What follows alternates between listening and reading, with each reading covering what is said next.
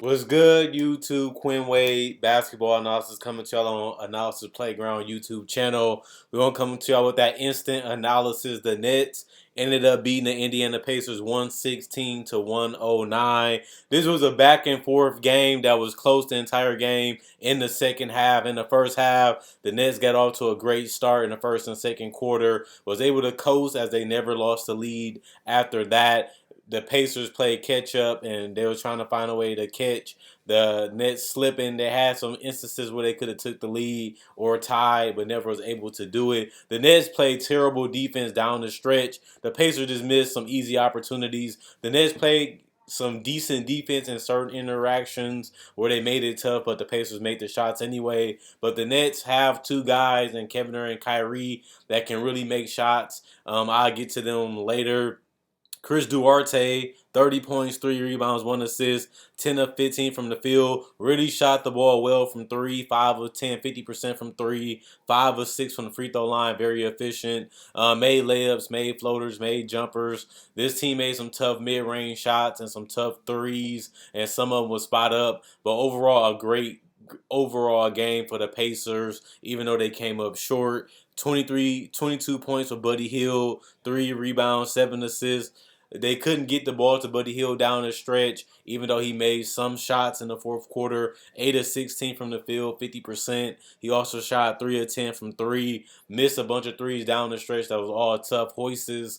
But you expect that if they know you got to take a 3, they're going to make it tough. They're going to get in you. They're going to make you force you to take the toughest 3 that's possible to take. That's just called common sense defense when you know all you got to do is defend the 3-point shot. He had to hoist some bad ones up. Other than that, he would have been 40% from 3 or higher this game. 3 or 3 from the free throw line. Also had 2 steals and 3 turnovers. Tyrese Halliburton had a MIA game, 11 points, but he did have 8 rebounds and 5 assists offensively. He just wasn't there. 4 of 11 shots, not that many shots.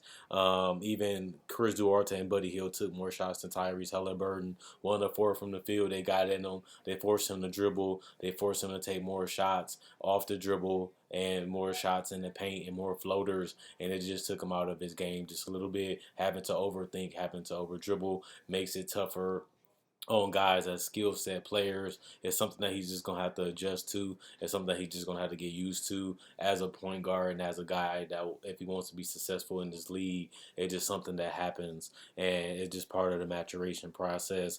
Jalen Smith didn't really do much. 3 points, 4 rebounds, 1 assist, 1 of 4 from the field, 0 of 2 from 3, 1 of 2 from the free throw line, 1 block, 1 steal. Just a bad performance overall for him. 26 minutes. This is a reason why the Phoenix Suns was in a rush to get rid of him. He just has so much rawness, as we knew in the draft, that he wasn't really going to be an NBA starting power forward or center. Within a couple years, he might be decent.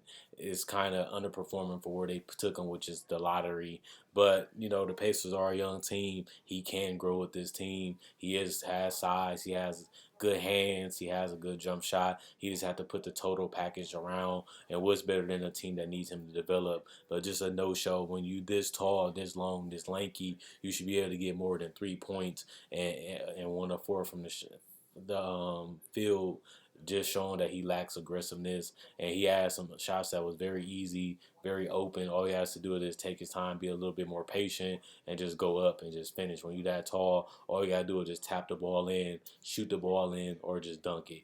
And that's how you just simplify the game until you can get more skills and more things that you can do offensively as you get older and as you get wiser and as the game comes more to you and it slows down. We'll see if Jalen Smith can hang in the league a little bit longer. But it is interesting to see him starting. And Miles Turner, another no-show game for him.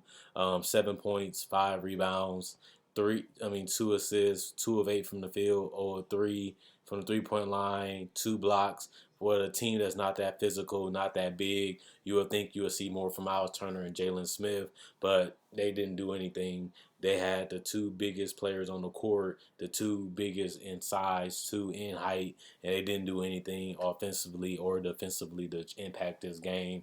Honestly, that's embarrassing. It's just something that you just can't do. They probably win this game if they kill them on the boards or they just, attack the inside a little bit more with dump offs or lobs, but it just didn't happen. It's an unfortunate part of the game. It was a reason why they won the game before this one.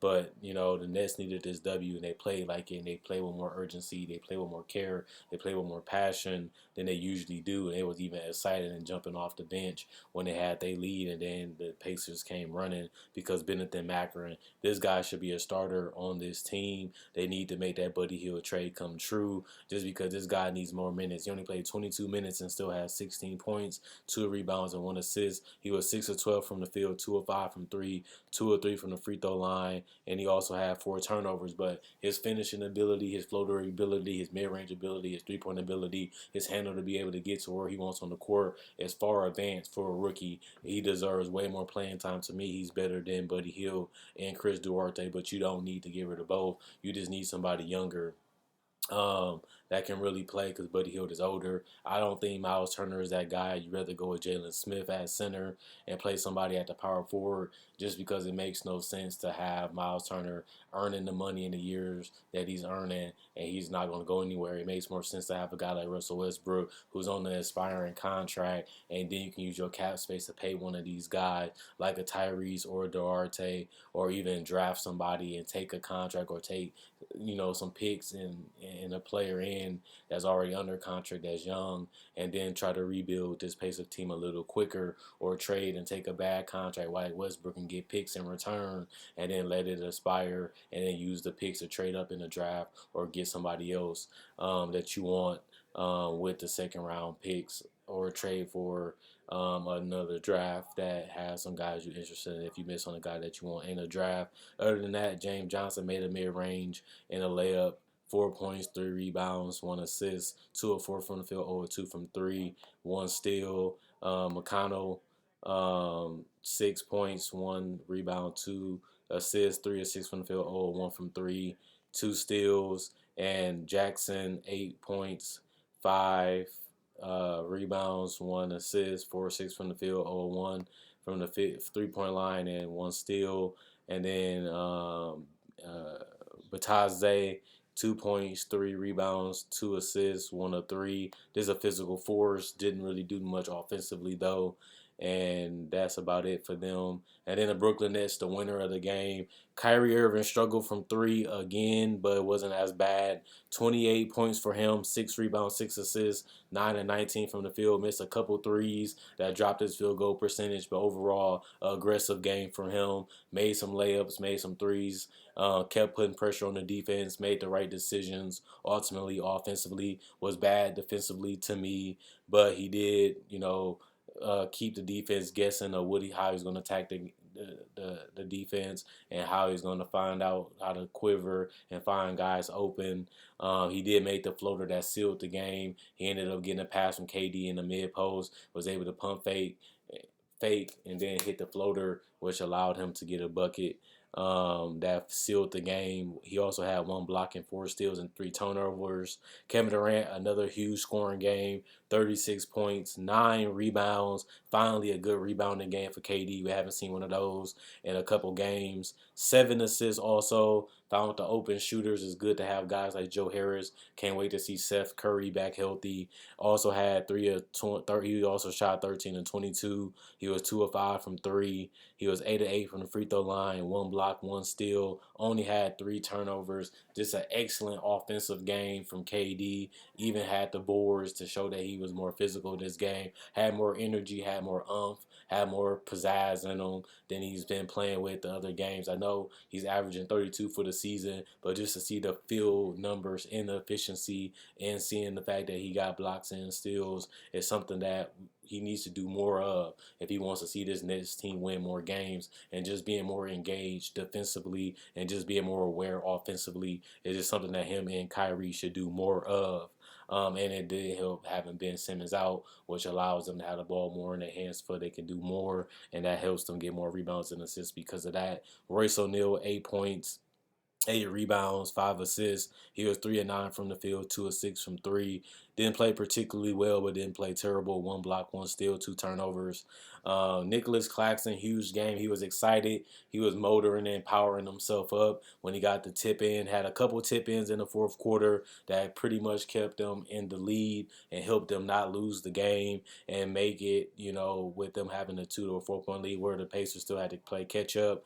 19 points, 9 rebounds. Monster 4 assists, 9-11 from the field, 9 of 11 for the field, 1 or 2 from the free throw line, 4 blocks.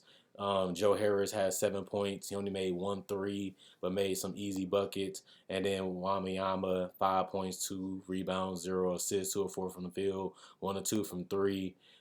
Sumner, 6 points, 1 assist, 1 of 4 from the field, 0 of 1 from three, 4 of 4 from the free throw line. Sharp, 4 points, 3 rebounds, 2 of 2 from the field.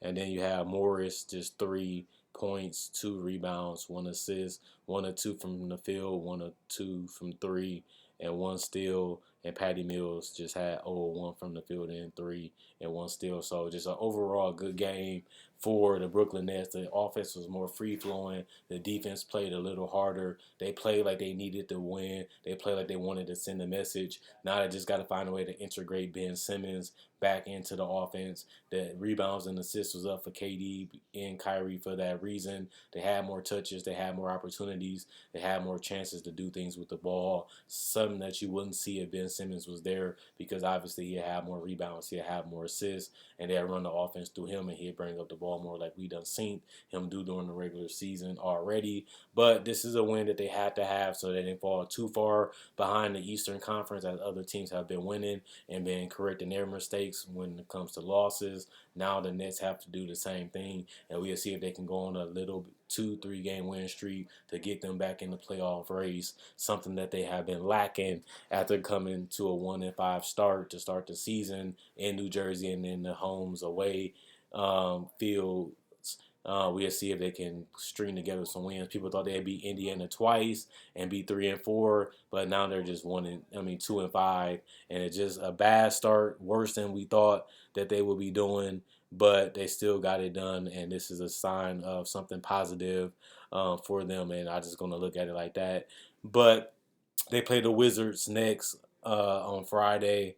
And they also got the Chicago Bulls. Two tough teams that's going to really test them. And remember, the Chicago Bulls game is a back-to-back, which will be tomorrow at 6:30. So remember, KD and them have lower body problems, so they might not have the effort or the energy or the lift, considering that that's not that far from when this game.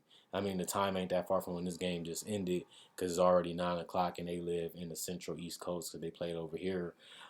So that could be tough type of game for them against the Bulls. And you already know the Bulls have Zach LaVine and DeMar DeRozan healthy. So it might be a loss when you think about it, but they should be evenly matched type of teams. And we'll see if it's going to be a good game tomorrow. Other than that, Quinn Wade Basketball Analysis sign out on analysisplayground.com. Comment, like, subscribe, and share. See you guys later, hopefully tomorrow. And I'm going to have my award predictions. I know I'm late on that too, but at least I'm going to get it done for you guys on Tuesday.